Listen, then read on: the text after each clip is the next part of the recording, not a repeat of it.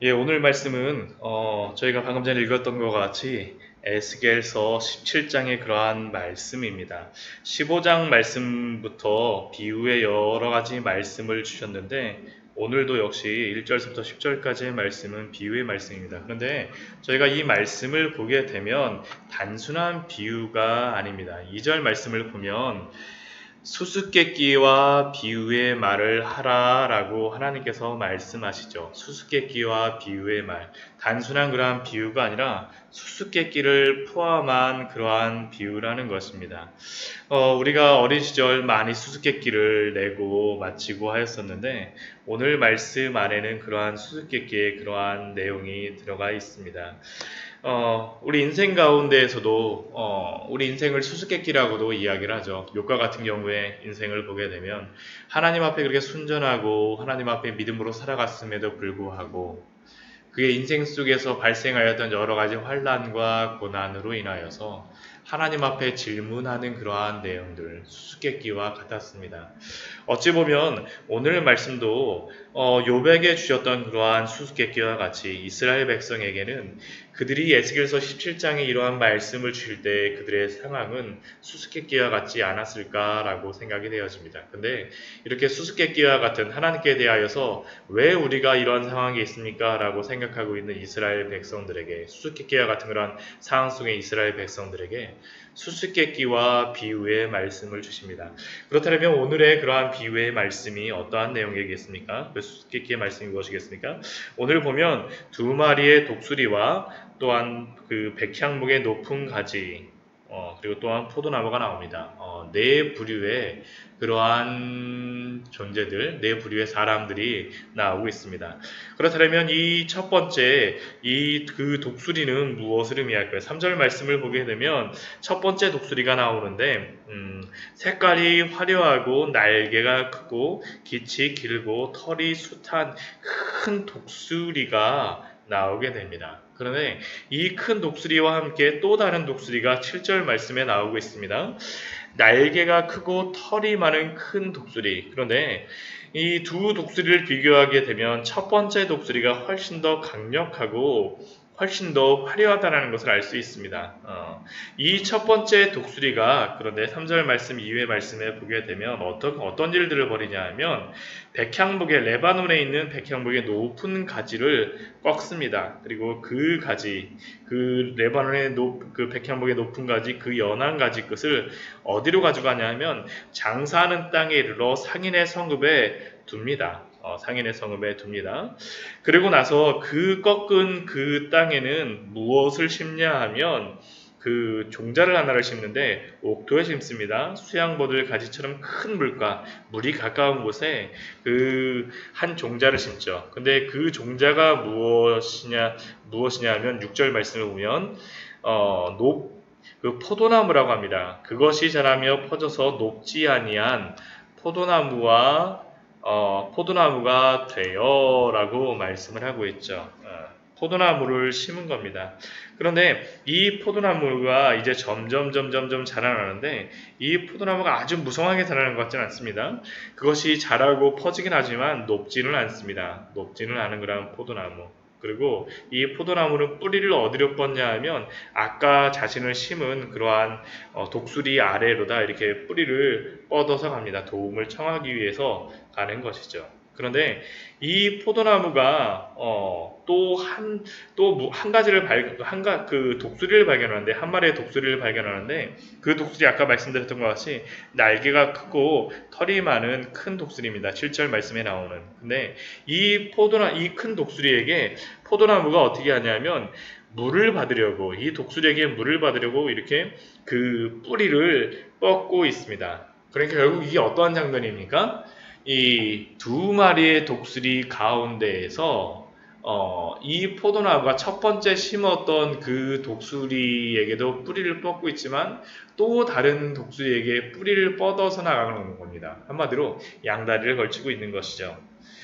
그러한 포도나무를 향하여서 하나님께서 질문하십니다. 9절 말씀을 보면 주 여호와의 말씀에 그 나무가 능히 번성하겠느냐? 10절 말씀에서 다시 한번 질문하십니다. 그것이 심어졌으나 번성하겠느냐? 그럼 여기에 대한 답은 무엇일까요? 그것은 번성하지 못한다입니다. 왜 번성하지 못하냐 하면 첫 번째 그 포도나무를 심었던 그 독수리가 그 다른 독수리에게 뿌리를 뻗고 있는 그 포도나무를 보고 그 뿌리를 빼어서 열매를 다 따버리고 나무를 시들게 하고 그 결국에는 그 연한 잎사귀가 다 마르고 그리고 그 뿌리를 뽑게 만든다라는 겁니다. 그리고 이것을 어떻게 또 다시 비유로다 설명하냐 하면 동풍에 부딪혀서 그 마르는 것으로서 설명합니다. 이스라엘 땅을 보게 되면 어떻게 되어 있냐면 서쪽에 지중해가 있고요. 동쪽에는 사막의 그러한 사막이 있습니다. 광야가 있는데 거기는 완전히 그냥 뭐 비가 내리지 않는 그 동쪽으로 가게 되면 그러한 지역인데 그 서쪽에서 바람이 불게 되면 그쪽에 바람과 구름이 오게 되면 비가 내리는 것이지만 동쪽에서 바람이 불게 되면 함이라 그래서 함신이라 그래서 이게 굉장히 뜨거운 바람입니다. 요나서 말씀에도 보게 되면 그 동쪽에서 바람이 부니까 그 모든 것들이 다 그 덩쿨이 다 시들어 버렸다는데 그 동쪽에서 부는 바람으로 인하여서 다 시들어 버렸다는 겁니다. 그러면 오늘 비유의 이 말씀이 무슨 내용이겠습니까? 제가 이렇게 한번 성경을 읽고 한번 제가 설명을 드려도 이게 이해가 잘 안 되죠. 이게 비유이기 때문입니다. 제가 이 비유를 설명해 드리면 이게 11절 이후로서 설명을 우리에게 알려주고 있는데 이 비유는 다른 것이 아닙니다. 첫 번째 이 독수리는 무엇을 의미하냐 하면 바벨론의 느부갓네살 왕을 이야기합니다. 그 시대의 가장 패자, 가장 힘이 강한 나라의 그러한 왕, 가장 뛰어나더라고 하는 왕, 그게 바로 그 화려하고 날개가 크고 기치 길고 털이 무성한 큰 독수리입니다.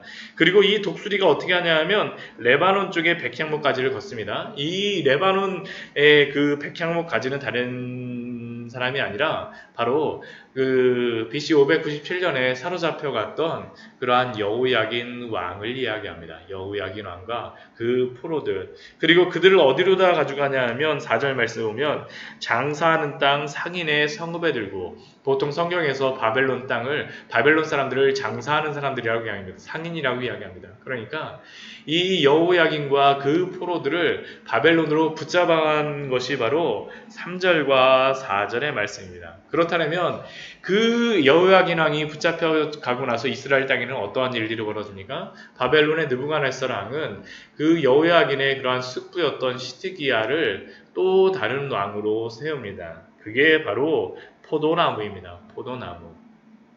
그 포도나무가 그런데 바벨론의 느부갓네살 왕이 심지만 그 포도나무가 바벨론의 바벨론을 잘 충성을 할까요? 그렇지 않습니다. 또 다른 독수리에게 눈을 돌리기 시작합니다. 그 또 다른 독수리가 누구냐 하면 7절 말씀에 날개가 크고 털이 많은 큰 독수리는 누구냐 하면 바로 애굽입니다. 애굽의 바로.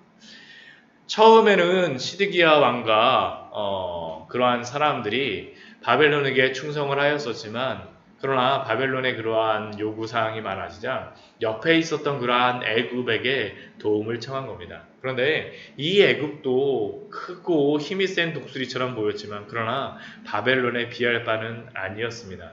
그래서 결국에는 어떻게 되는 것이냐 하면 이 시드기야 왕과 예루살렘이 바벨론을 떠나서 그 애굽을 의지하지만 결국에는 첫 번째 독수리 이 바벨론의 느부갓네살 왕이 그것을 알고 그 이스라엘을 다시 가서 그들을 멸망시킨다라는 내용이 바로 오늘의 말씀입니다. 그 뿌리를 뽑아내는 것들.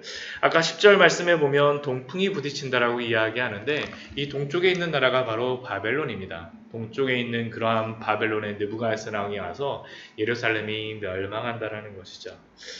그런데 이것은 이 시대의 역사적인 배경을 이렇게 설명하고 있지만, 이 비유를 이야기하고 있지만, 그러나 비유로서만 끝나지 않습니다. 아까 제가 말씀드렸던 것 같이 이것은 또한 수수께끼라고 하나님께서 말씀하십니다. 이게 왜 수수께끼가 될까요? 또 그 비유 안에 있는 본래의 의미가 있기 때문입니다. 그 본래의 의미가 무엇이겠습니까?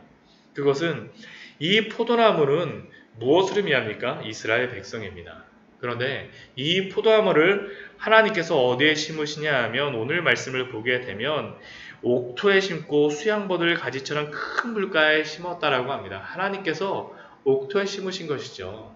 그 수양버들 가지가 있는 그러한 좋은 땅에 심으셨습니다. 근데 이 이스라엘 백성들이 하나님이 심으신 이 예루살렘과 이스라엘 땅에서 어떻게 합니까?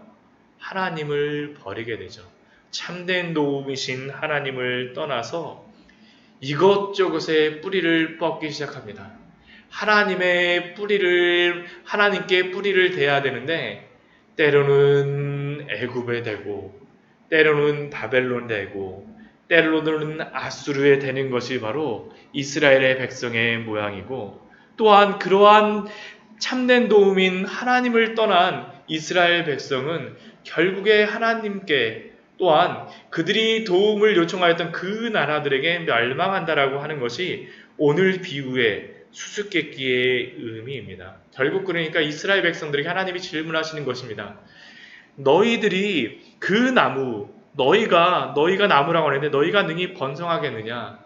나의 도움을 떠나서 나에게 뿌리를 뻗는 것이 아니라 다른 것에 뿌리를 대서 살아나고 너희가 번성하겠느냐라는 것이 하나님이 이스라엘 백성들에게 질문하시는 그러한 내용입니다. 오늘 말씀을 보게 되면 사실은 우리나라의 그러한 상황에도 우리가 이 말씀을 적용할 수 있을 것 같습니다. 우리나라의 상황이 그렇지 않습니까?